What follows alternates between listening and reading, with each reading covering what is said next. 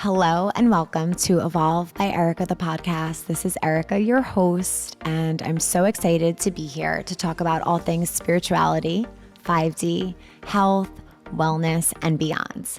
Come on in.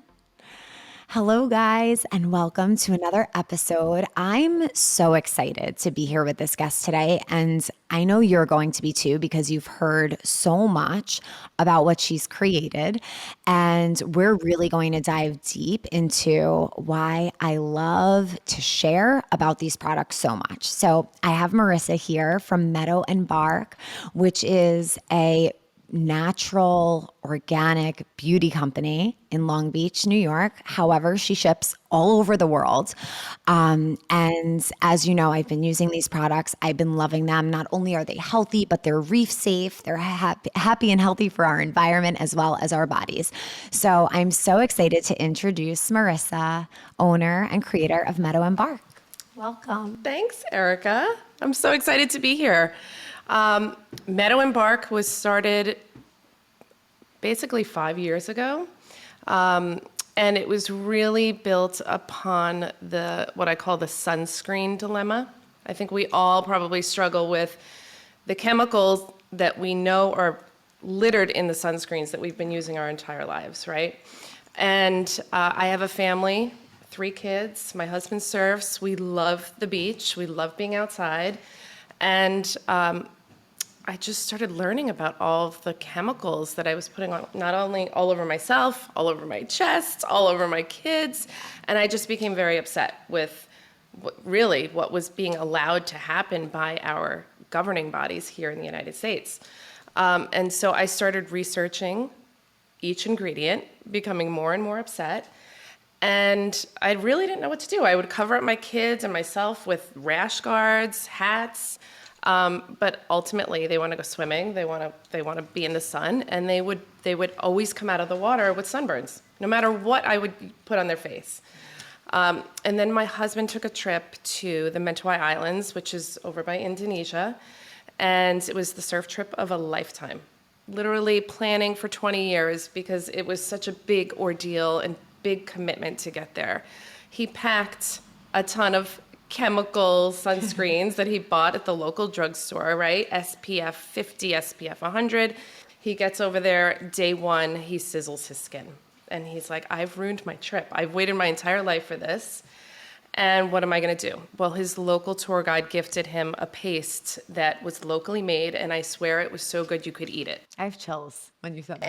It was really amazing. So the tour guide said, use this, you're going to be fine.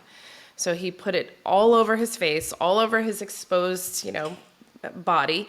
And not only did he not burn that day, but it healed what was there from the day before. Wow. So he packed as much as he could, brought it home. We started using it on our kids, and I was like, why do we not have anything like this here? And lucky for us, the ingredients were listed on the packaging, similar to any product you would buy here in the States, has the ingredients listed in descending order, right? So I just started literally trying to source ingredients from all over the world, because I'll tell you, one of the ingredients that was in this paste was something called thanaka. And thanaka is tree bark, which comes from Myanmar. The locals use that as how we use zinc as a natural sun protection. They also use it as a form of expression. So they decorate their faces, their bodies with it. It's tree bark. It is loaded with antifungal, antibacterial, amazing compounds. And that is what they were putting in this paste, along with zinc, along with cocoa powder, along with coconut oil. I swear, so good you could literally eat it. It was really difficult to obtain or source the thanaka. I acquired tons of rubbish along the way that ended up like pounds and pounds. I'm talking about like 40, 50 pounds of rubbish that ended up in the garbage because I didn't know what I was doing in the early days. But that is ultimately what I did. I just started acquiring ingredients, literally on my stovetop, trying to put ingredients together. And I learned through literally making hundreds of batches of product before I ultimately sent something to the lab. And that is how all of this started. And it's just really a blessing for me personally because I'm so driven and so passionate about the ability to just be creative and try to find a solution to what I think is a really big problem. And then it really snowballed into so much more because I started researching basically every product that I was carrying in my home. I started going through my bathroom cabinet and saying, what is dimethicone? Silicone? What's the purpose of this ingredient? Nothing except to make it cheaper and feel luxurious, but it had virtually no impact on the health of your skin. And it is silicone that washes off our body, ends up in the environment, in our water. And so I just started saying I could create something that would be just as effective without the garbage ingredients. And that to me became my purpose, right? Like, of course, my family and all of my friends and all of that, that's like a very big purpose for me. But the ability to solve a problem, which a lot of people aren't even thinking about. Mm-hmm. There's a lot of people that are thinking about it, but creating awareness around what we're actually feeding our skin. Yeah. We are feeding our skin, and I've been feeding my family's skin, my skin, for years with ingredients that I'm not proud to say that I was using, especially as a parent. I mean, this story is going on and on. I mean, I can listen to it all day because it's so true. I'm curious as to know the catalyst of like, do you remember the moment where you were like, oh my goodness, like horrified at what was in the ingredients of a lot of sunscreens that we use? Yes. There's one ingredient in particular that just lit me up, which is called avobenzene. Mm. Just look it up. Start researching the problems with avobenzene. In fact, I recently wrote a blog post on this. It is linked to estrogen, the type of breast cancer that's linked to overproduction of estrogen. This is the main ingredient in chemical sunscreens. And as a woman, I'm thinking, oh my goodness, I'm putting it on my chest because I don't want my chest to feel the impact of the UVA and the UVB rays. By the way, UVB means burn, UVA is about the aging. Aging of the skin? Yes. So when you look for a sunscreen, you want sunscreen that's both UVA and UVB because there's two different things that the sunscreen is looking to protect your skin against. So it's basically also broad spectrum. Right. It previously has not been the law that sunscreens needs to be broad spectrum, but that's changing. I really sought to create something that was luxurious to use, effective, and something people wouldn't mind putting on their skin because that's the biggest problem. You put it on, especially with kids, are they gonna wanna use it? And by the way, SPF 30 blocks 97% of the rays. Part of the other problem is people think they need SPF 70. When you're going to use a mineral sunscreen that's SPF 70, you're going to look like Casper. You are.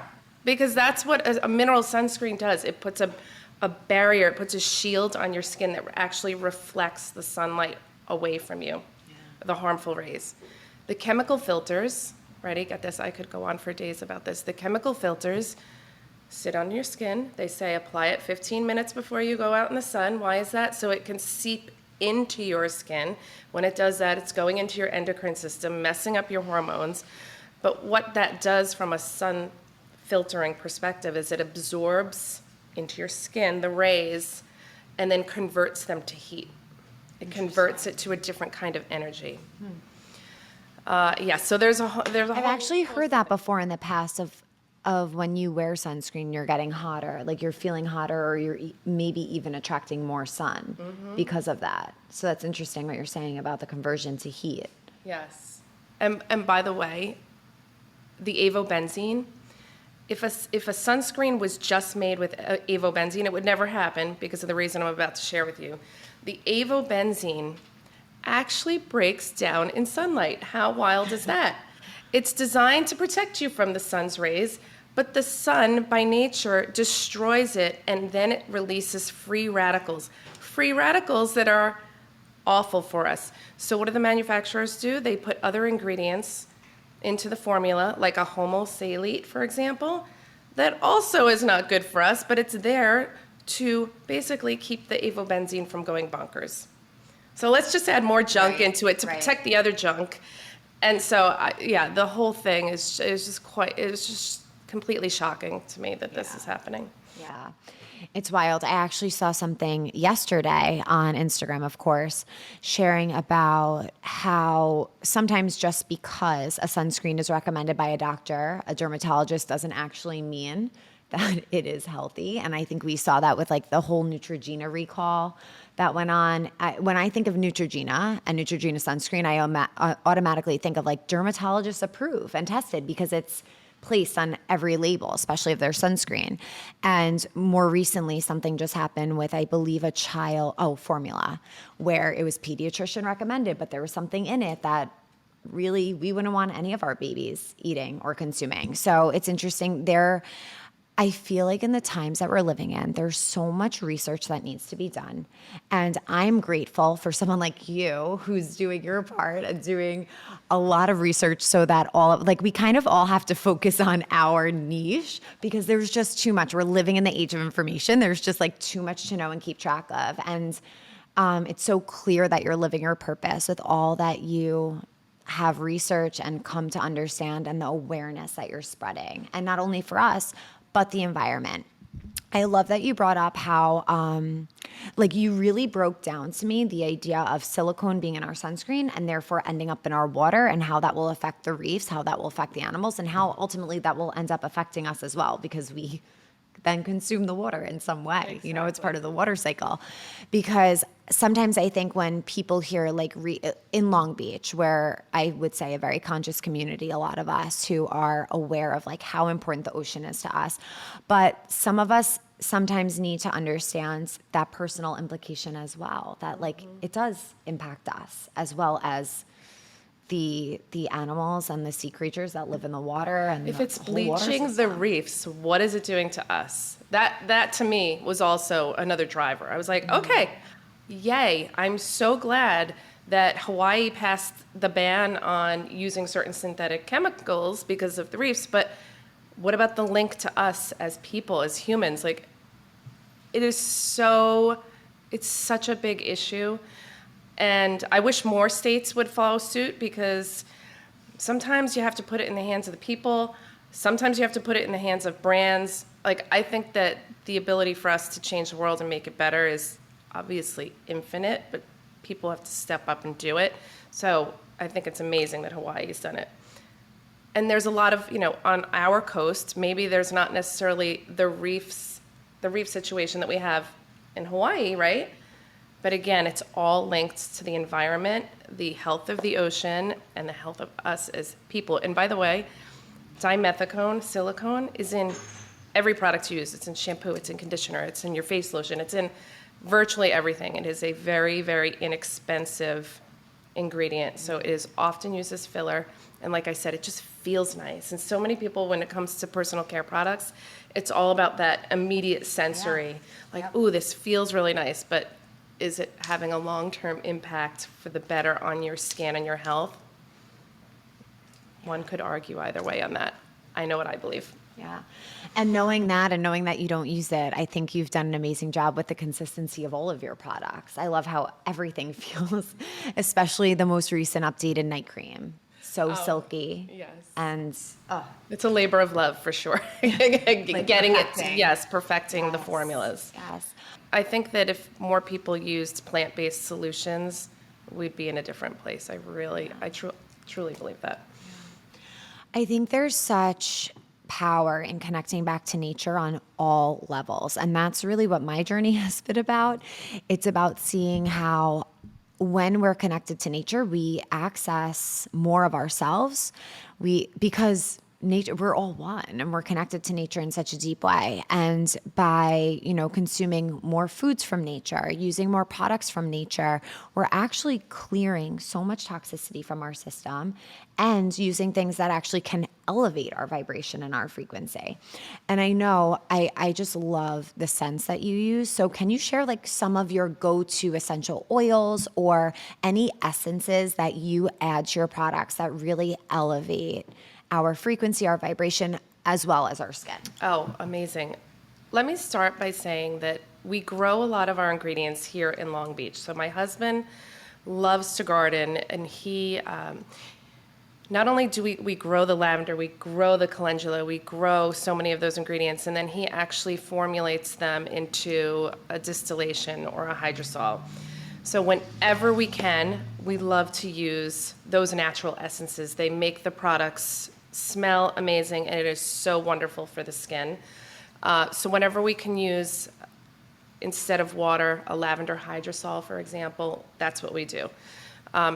In addition to what we grow here, and he just started really perfecting the skill of creating essential oils, which is part of that process. A lot of the essential oil companies, you can steam distill it, you can press it.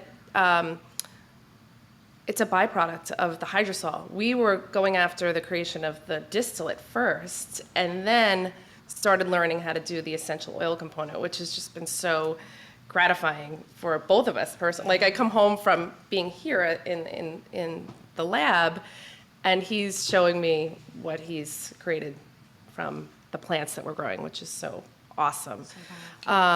So what else? What other scents do we use? I love using scents that have, and in every product that we use, all of the scents have a benefit for the skin. For example, love frankincense. Yes. Amazing for youth preservation and all of the other things, right? I love neroli. Neroli is another one where we'll use the essential oil, we'll use the distillate. We use a lot of, I love vetiver. That is one that we do not use here, grow here. Blue tansy. Blue tansy comes from Morocco, so it's not meant to be grown in this climate. So healing. So all of our nighttime formulations, many of them are blue because we use blue tansy. Yeah. It's calming for the skin. It's calming for the mind. So with the entire line, I like to say, if you're somebody that doesn't like scents, right now this line is probably not for you, because it is very sensorial in nature, and it's designed to make you look forward to getting ready for bed or getting up in the morning and getting ready for your day. Yeah. I'm very picky with scents, and I haven't met a product that you've created that I don't love. Like I really, the body oil, I know I keep telling you, I want that in a perfume form, because that's a whole other industry that's not so healthy as well. So the scent is amazing, and everyone that I've recommended it to, I actually received such a beautiful review of you guys, just saying that like the Meadow and Bark products that someone received after seeing me post it, like surpass their expectation. Like they love the scent, they love the consistency, they really just loved the product overall. It's incredible. I want to get into like the nitty gritty of like, okay, and I'm going to say, I believe you received like a divine download. Like you were meant to create these products to help not only your family, but so many other people who you're impacting right now. So when you received that guidance, that message, that idea, the vision, whatever you want to call it, what was your first step? And then like lead us up to where you are now, growing some of these things at home, using the lab right behind us. We're at Meadow and Bark today, using the lab right behind us to create some of the resources. Like tell us all the details. Wow. I'm really thinking hard about this. I am the type of person that I get an idea in my head and I just go. I don't really, I dive in head first. Not always, obviously, with everything, but when I'm so passionate, there's no fear barrier.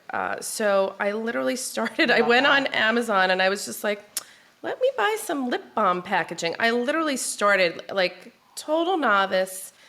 Then it ended up, the first batch of ingredients I sourced from Amazon. But when I needed to get the Thanaka, I went in all the wrong places, researching on the web, And I was just cooking stuff up on my stove. But with the Tanaka, I literally needed to read the travel message boards of people going to Myanmar. And this is 5 years ago. And pages of people just, writing about their trip until I found one post that talked about the Tanaka, that talked about how it's their miracle sunscreen and beauty ingredient over there. And it listed the name of the people that chopped down, the company in Myanmar that chops down the trees and grinds it up into the paste. I got in touch with them. We had a lot of difficulty communicating. In fact, they ended up sending me a ton of Tanaka, and I did not pay them for a long time. It took me forever to figure out how to get the money to them because they're an embargoed nation, so you can't just send them the money. Gotcha. It was really difficult, and I'm like, this poor woman really helped me. She sent all this product to me. But from there, it was a ton of research. I say that I invested a ton of time into failing. I failed countless times, probably thousands of times. And I even surprised myself with my devotion to keep going until I got it right. Yeah. Because I'm not like that in all areas of my life. So you talk about like a divine message being sent. It really was like that because I had the most discipline, the most perseverance that I've probably ever had in my life to do this. Yeah. Wow. That's so special. So do you still work with them? I still work with them. Which is so cool because that's really how it all started. Yes. It's beautiful that you're still connected and like probably helping them in so many ways too by purchasing from them and using their products or, their resources, that's so special. And we try to use that ingredient in any way we can because it is so great for the skin. If you have acne-prone skin, awesome. If you have hyperpigmentation, melasma, great. So we have it in one of our masks. I use it in all of the sun care, sunscreen products. And any chance I get to use it, if I find a need, it's in there. Yeah, I love that. And I just wanted to mention that I've pretty much only been using the sun shield from here. And I have like my own little ritual of how I do it. But I do it before just because it's like easy to have your sunscreen on before you get to the beach. You don't have to worry about the sand. So I do it before, right after I get out of the shower with a little bit of damp skin. I put it all over me. And I've been noticing, and this is not a suggestion or recommendation, I'm just sharing what works for me. I'm noticing I literally only have to apply it once. It's incredible. And maybe a second time to my face, but I usually keep my face covered with a hat anyway. I don't like a lot of my skin.